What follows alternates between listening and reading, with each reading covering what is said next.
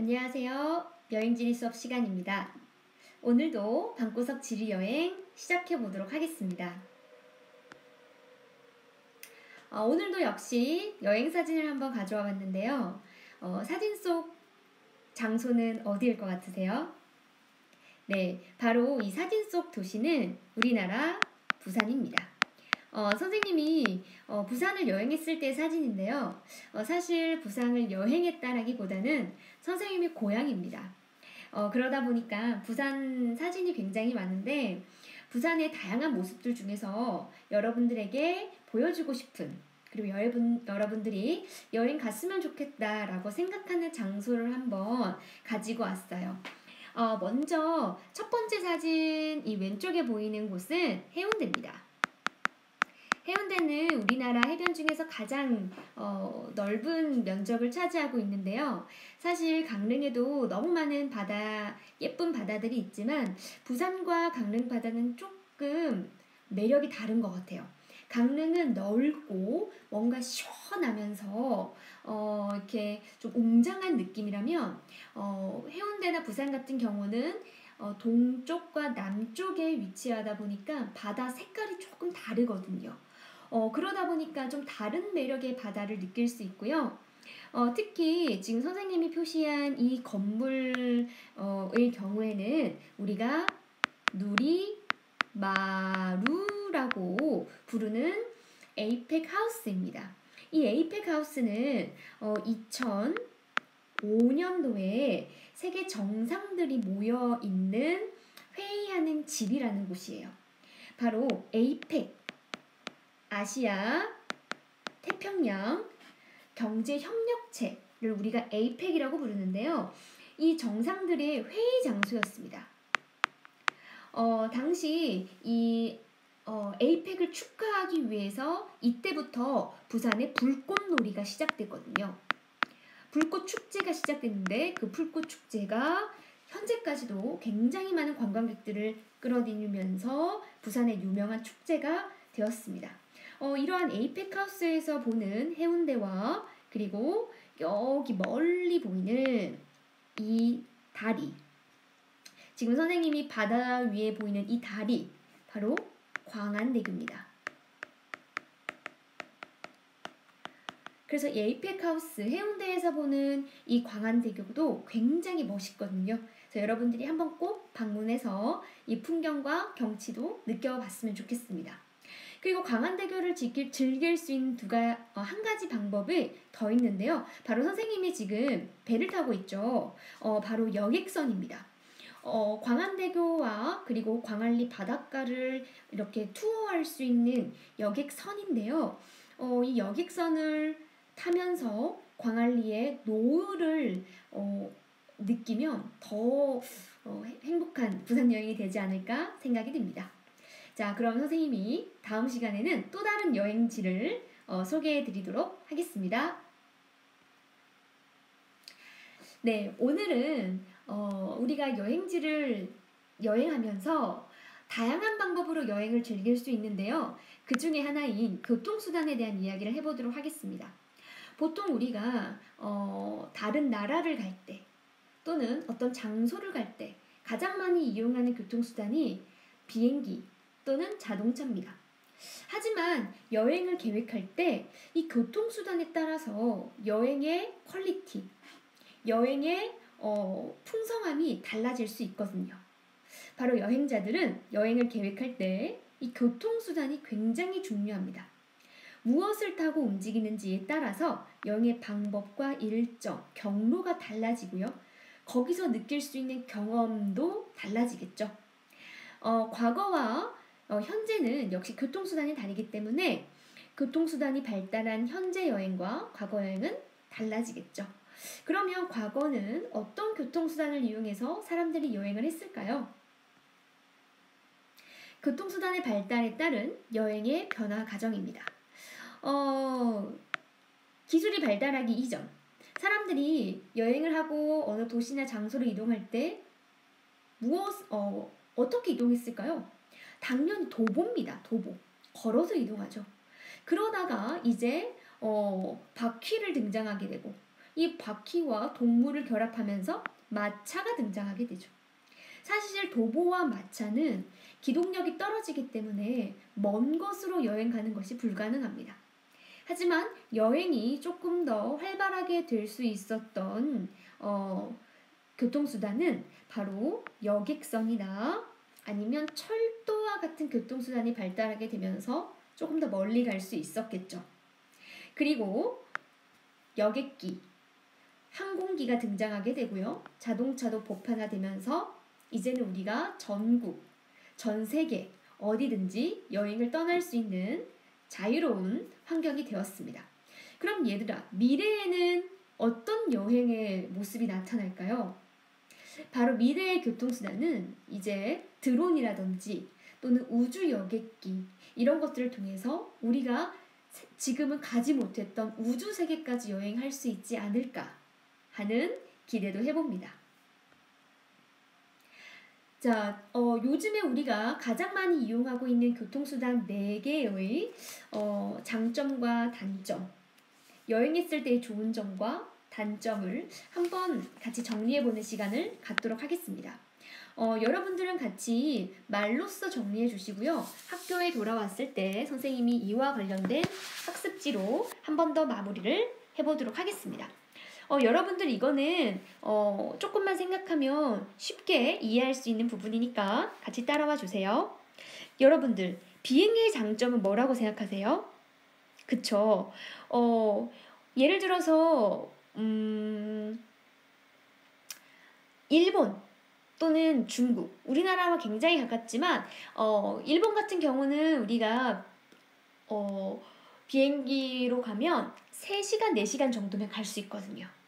하지만 우리가 배를 타고 간다고 생각해 보세요. 또는 과거와 같이 서울에서 부산까지 걸어가고 그리고 부산에서 또 배를 타고 가고 굉장히 오래 걸리죠. 그래서 비행기의 최고의 장점은 빠른 속도입니다. 속도가 굉장히 빨라요. 그리고 하늘에서 내려다 보기 때문에 뭔가 색다른 경관을 느낄 수 있죠. 하지만 단점이 있어요. 뭐라고 생각하세요? 그쵸, 비용입니다. 우리가 유럽까지 갈 때, 프랑스까지 갈 때 보통은 한 왕복 100만 원 정도가 소요되고요. 성수기 같은 경우는 뭐 150만 원, 200만 원 가까이 뛸 때도 있거든요. 이처럼 비용이 상당히 많이 들고 그리고 이 공항이 위치해 있는 곳은 아무래도 그 실제 여행지와는 거리가 좀 떨어져 있습니다. 그러다 보니까 문전 연결성이 낮죠.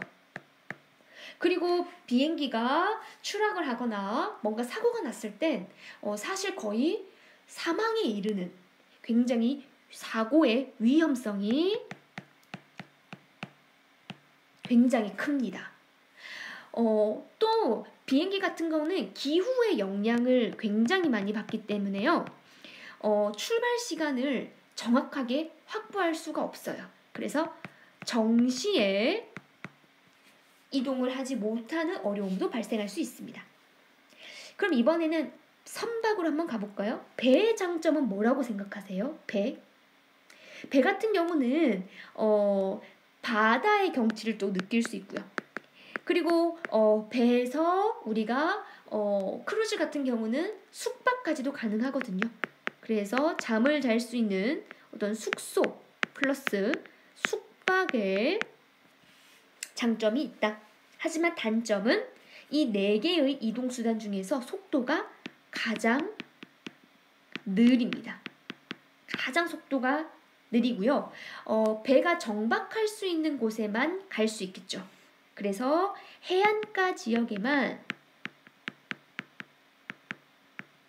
여행을 할 수 있는 단점이 있습니다.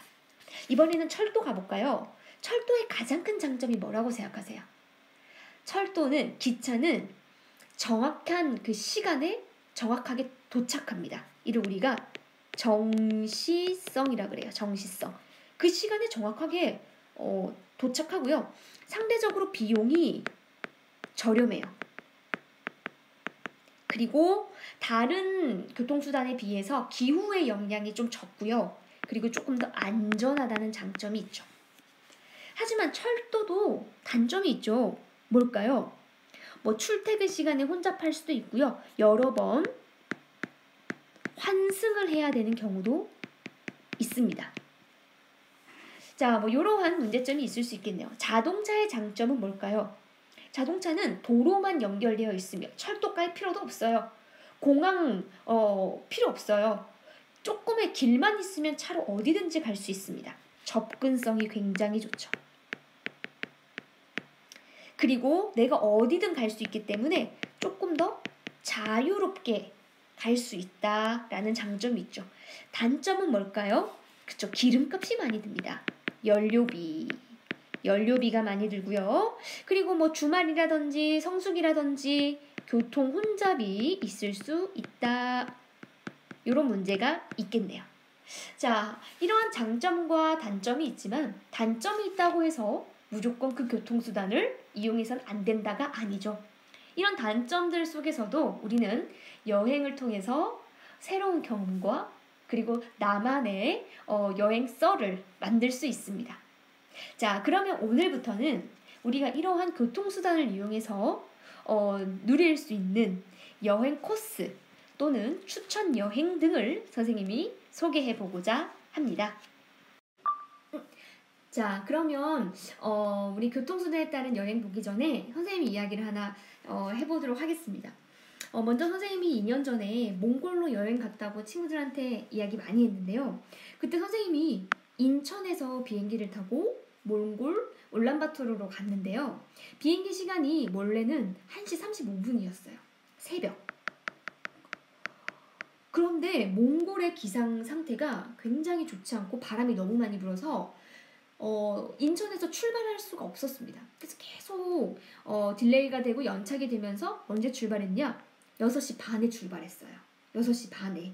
그래서 선생님이 5시간 동안 인천공항에 이렇게 갇혀가지고, 그땐 또 새벽이니까 면세점도 문 닫고 뭐 식당도 문 닫고 카페도 문 닫고 이러면서 어디로 이렇게 쉴 곳이 어딘가 막 찾아다녔던 그런 기억이 떠오르네요.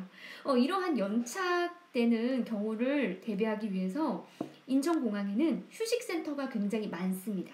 그래서 여러분들이 혹시 해외여행을 갈 때 이러한 경우가 발생할 수 있으니까 공항에 휴식할 수 있는 곳을 꼭 검색해서 이런 사고에 대비하면 좋을 것 같습니다.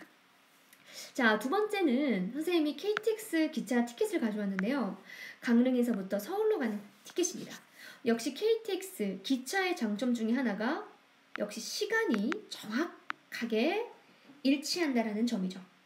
특히 선생님이 알려주고 싶은 팁은 여행 가기 당일 또는 1일 전에는 기차값이 할인이 잘 안 돼요. 그래서 보통 여러분들이 여행 계획이 있고 어디로 이동할 계획이 있다. 그럼 적어도 한 3일에서 한 일주일 전에는 예약을 하면 최대 20% 또는 10% 이렇게 할인을 받을 수 있거든요.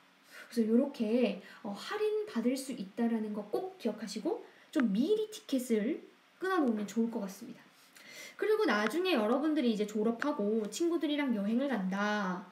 그럴 때 또 꿀팁이 있죠. 바로 KTX 어플에 보면 이렇게 탭이 있는데 그 중에 두 번째 탭을 여러분들에게 특가 상품, 할인을 받을 수 있는 경우입니다. 두 가지 할인이 여러분들께 적용될 것 같은데요. 바로 청소년 드림. 청소년 드림은 만 24세까지, 그러니까 여러분들이 아마 군대 갔다 오고 나서 대학교 한 3학년 때까지 되지 않을까요? 만 24세까지 청소년들을 위해서 최대 30% 할인을 해준대요. 그러니까 요거를 선택한 다음에 승차권을 예매해야 됩니다. 또 만약에 여러분들이 4명의 친구들과 함께 여행을 간다. 그럴 때 4인 동반석 티켓을 이용해주며 티켓값이 훨씬 절약할 수 있어요. 최대 35%까지고요.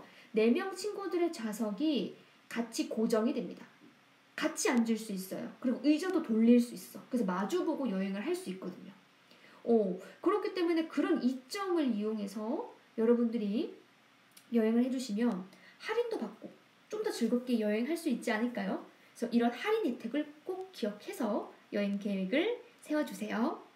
자, 그럼 오늘은 우선 여기까지 하고요. 다음 시간에 5차시 강의는 교통수단에 따른 핫한 여행지, 여행 코스를 알려드리도록 하겠습니다. 수고하셨습니다.